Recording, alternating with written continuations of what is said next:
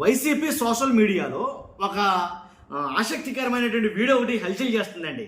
YSRCP social media కావచ్చు, వాళ్ళ గ్రూపుల్లో కావచ్చు, ఏదైతే 2029 వైఎస్ఆర్సీపీ ఎంపీల జాబితా, వీళ్ళే ఆ ఎంపీలు, ఆ లిస్టు ఒకటి హల్చల్ చేస్తుంది నిజంగా. కాబట్టి వైఎస్ఆర్సీపీ ఎంపీల లిస్టు అప్పుడేంటి, ఇంకా 3 సంవత్సరాలు ఉంది కదా, ఇప్పుడు ఎక్కడ అని అనుకోవచ్చు చాలామంది. కానీ వీళ్ళే ఉంటారు మ్యాక్సిమం అని ఒక లిస్ట్ అయితే కనుక బాగా ట్రోల్ అవుతుంది. కాబట్టి ఆ వైఎస్ఆర్సీపీ అభ్యర్థుల లిస్ట్ ఏంటో చూద్దాం, ఎందుకంటే చాలా ఆసక్తికరంగా ఉండబోతుంది. దీంట్లో మరి ముఖ్యంగా లిస్టులో ఒక పేరు అయితే కనుక నిజంగా చర్చనీయాంశంగా మారింది. ఆ పేరు ఏంటంటే ఎవరో కాదు, జగన్మోహన్ రెడ్డి గారి కూతురు ఎవరైతే ఉన్నారో వైఎస్హెచ్ రెడ్డి ఎవరైతే ఉన్నారో, అంటే వైఎస్ హర్షారెడ్డి అని, జగన్ గారి కుమార్తె వైఎస్ హర్షారెడ్డి అని ఇప్పుడు కడప బరిలో ఎంపీగా దింపబోతున్నారు అనేది ఒక తాజా చర్చగా మారింది నిజంగా. ఆల్రెడీ ఆమెనే ఏంటంటే సాక్షి మీడియాకి అంతటికి చైర్మన్గా ప్రకటించబోతున్నారని, కొంచెం ఒక రకంగా అంటే జగన్ గారి కుటుంబ సభ్యుల్లోంచి అటు రాజకీయంగాను అటు సాక్షి చైర్మన్ల అధినేతగాను వీటన్నిటికీ అరంగేట్రం చేయబోతున్నారేమో, తమ కుమార్తెని బరిలోకి దింపబోతున్నారేమో అనే ఊహాగానాలు ఎక్కువై నిజంగా ఈ ఎవరైతే వైఎస్ హర్షారెడ్డి ఉన్నారో ఆమెనే అన్నింటికి ఇప్పుడు అంటే కడప ఎంపీ బరిలో కూడా దింపబోతున్నారని ఒక తాజా చర్చ అయితే వేదికగా మారింది. కాబట్టి చూద్దాం ఏం జరుగుతుంది ఏంటనేది. ముందు మాత్రం ఈ లిస్ట్ అయితే మాత్రం చాలా ఇంట్రెస్ట్గా ఉండబోతుంది. ఏదైతే ఎంపీ లిస్టు 2029లో ఈ ఎంపీలు మాత్రమే ఉండబోతున్నారు అనేది. దీంట్లో నేను చూశాను, ఇది అంటే వాస్తవంగా అయితే కనుక ఇది 100% జెన్యూన్ ఇన్ఫర్మేషన్ అయితే కాదు నాకు తెలిసి. ఏంటంటే అప్పటికి ఉండేది ఎవరు, లేనిది ఎవరు, అంటే పక్క తప్పుకునేది ఎవరు, కొనసాగేది ఎవరు, రాజకీయం కదా, రెక్కల గుర్రం ఎప్పుడు ఎగురుతుంది అంటే ఎవరికీ తెలియదు. కాబట్టి ఖచ్చితంగా వీళ్ళలో కొంతమంది అయితే పక్క దాంట్లో అదైతే చెప్పగలం. ఎవరెవరు మొత్తం ఆ లిస్ట్ అయితే మనం చెప్పబోతున్నాం. ఫస్ట్ అయితే లైక్ చేయండి, లైక్ చేస్తే ఎక్కువ మందికి ఇన్ఫర్మేషన్ షేర్ అవుతుంది, అందరికీ తెలియదు కాబట్టి మీ బాధ్యతగా లైక్ చేయండి, నాకు కూడా మోటివేషన్ ఉంటుంది. కొత్తగా మన ఛానల్ ఇస్తే పక్కగా సబ్స్క్రైబ్ చేయండి. మీ అమూల్యమైన అభిప్రాయాన్ని కామెంట్ రూపంలో తెలియజేయండి. మీ ఏదైతే మీ నియోజకవర్గం ఏదైతే కాన్స్టిట్యూషన్ ఉందో ఆ పరిధిలో ఎవరైతే ఎంపీ బాగుండాలనుకుంటున్నారో మీ పరిధిలో ఉండే ఎంపీ కట్టా కాదా ఈ ఇన్ఫర్మేషన్, అదే ఉంటారా వాళ్ళే ఉంటారా లేదా అనేది కూడా మీ అభిప్రాయం తెలియజేయండి. ఖచ్చితంగా చూద్దాం. కర్నూలు నుంచి చూసుకున్నట్లయితే బుట్టా రేణుక, అలాగే నంద్యాల నుంచి చూసుకుంటే కనుక బైరెడ్డి సిద్ధార్థరెడ్డి, అనంతపురం నుంచి చూసుకుంటే కనుక ఇక్కడ కొంచెం ఆసక్తికరణ అంశమే అని అనాలి. ఎందుకని అనంతపురం నుంచి చూసుకుంటే కనుక జేసీ దివాకర్ రెడ్డి కొడుకు ఎవరైతే ఉన్నారో జేసీ పవన్ కుమార్ రెడ్డి అట, ఈయన్ని బరిలోకి దింపుతారని అన్నారు. ఇలాంటి తాజా విషయాలు కొన్ని ఉన్నాయి దీంట్లోనూ.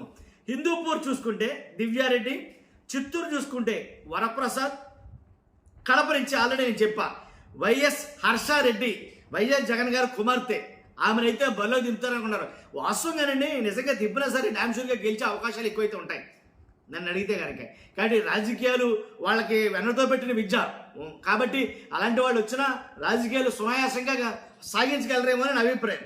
అలాగే సాక్షి మీడియా చైర్మన్ చేస్తారన్నారు కాబట్టి ఇలాంటి వాటిల్లో ముందుండడానికి అవకాశం ఉందేమో, ఒకవేళ దింపుతారేమో చెప్పలేం ఏం జరుగుతుంది అనేది. తర్వాత గుంటూరు చూసుకుంటే మోదుగుల వేణుగోపాల్ రెడ్డి, మచిలీపట్నం చూసుకుంటే సింహాద్రి రమేష్ బాబు, నెల్లూరు చూస్తే అనిల్ కుమార్ యాదవ్. ఇక్కడ చిన్న ఇబ్బంది ఉందండి. ఎలా అంటే ఇది నెల్లూరేమో మొత్తం ఆ ప్రాంతం అంతా కూడా నెల్లూరులో ఎక్కువ మెజారిటీ ఎవరంటే కనుక రెడ్లు, పైగా మరి ముఖ్యంగా నెల్లూరు నుంచి ప్రాతినిధ్యం వస్తుందేమో ఇప్పుడు అనుకుంటుందేమో అనిల్ కుమార్ యాదవ్. అలాగే ఆల్రెడీ గతంలో మార్చి 2000 ఏదైతే 24 ఎన్నికలు ఉన్నాయో దాంట్లో ఇక్కడ వాళ్ళని అక్కడికి, అక్కడ వాళ్ళని ఇక్కడికి కొన్ని ప్రాతిపదికలు మార్చి తప్పు చేసేసారేమో అని చాలామంది విశ్లేషకులు మాట్లాడారు. ఇప్పుడు కూడా అదే రిపీట్ అవుతుందేమో. ఇలాగ రెడ్లు ఎక్కువ ఉన్న ప్రాంతంలో మరి ఇలా యాదవ్ని, అనిల్ కుమార్ యాదవ్ గారిని ఇటు ఇది మరి ఎంతవరకు వర్కౌట్ అవుతుంది ఏంటో ఒకసారి ఆలోచించాలి. ఇదేం పక్కా ఇన్ఫర్మేషన్ కాదండు.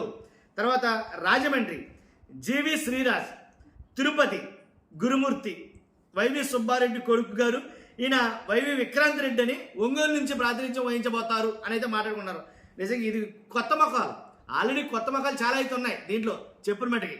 కాబట్టి బాపట్ల నుంచి ఆదిమూలపు సురేష్, అలాగే మచిలీపట్నం నుంచి సింహాద్రి రమేష్ బాబు, ఇక ఏలూరు నుంచి చూసుకుంటే కనుక కారుమూరి సునీల్ యాదవ్, అదే మంత్రి కారుమూరి నాగేశ్వరరావు గారి వాళ్ళ అబ్బాయి కారుమూరి సునీల్ యాదవ్, అలాగే మాజీ ఎంపీ హర్ష కొడుకు ఎవరైతే మాజీ ఎంపీ హర్ష వాళ్ళ కొడుకు ఎవరైతే ఉన్నారో జీవి శ్రీరాజ్ గారు రాజమండ్రి నుంచి వస్తారు అనుకున్నారు. ఇవన్నీ కూడా ఆశ్చర్యకరమైన విషయాలే, ఎందుకంటే అసలు ఎవరు ఊహించని పేర్లు దీంట్లో ఉన్నాయి.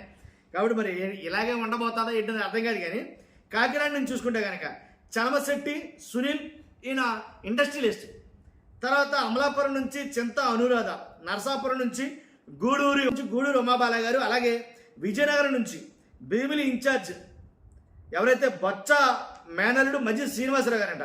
అలాగే అరకు నుంచి ఏమో తనూజరాణి, అనకాపల్లి నుంచి ఎంవివి సత్యనారాయణ, ఈయన గతంలో కూడా పోటీ చేశాడు, బిల్డర్ అని మాట్లాడుతున్నారు, చూడాలి ఏంటనేది. విశాఖపట్నం నుంచి బొత్స ఝాన్సీ గారు అంటే బొత్స సత్యనారాయణ గారు సతీమణి గారు. శ్రీకాకుళం నుంచి పేడాడ తిలక్ గారు. ఇక కడబార్లో చూసుకుంటే కనుక వైఎస్ హర్షారెడ్డి గారు. ఇదండి ఈ లిస్ట్ ఏదైతే ఉందో ఇది బాగా విపరీతంగా స్ప్రెడ్ అవుతుంది. కాబట్టి చూడాలి అసలు ఇలాంటివి ఇక మీదట ఒకటి వస్తూ ఉంటాయి బయటికి. ఎందుకంటే అవటానికి 3 సంవత్సరాలే అంటారు, కానీ ఏ జమిలి ఎన్నికలు ఏమైనా వస్తే కనుక 1.5 year 1 year ముందుకు వచ్చిన ఆశ్చర్యపోయిన అవసరం. కాబట్టి ఏదేమైనప్పటికీ ఇలాంటి ఊహాగానాలు వస్తూ ఉంటాయి. దీంట్లో ఎంతమంది కరెక్ట్గా ఉన్నారు, వీళ్ళు మాత్రం పక్క వీళ్ళే ఉంటారు అని మీకు అనిపిస్తే కనుక వాళ్ళ పేరు కామెంట్ రూపంలో తెలియజేయండి. Thank you very much.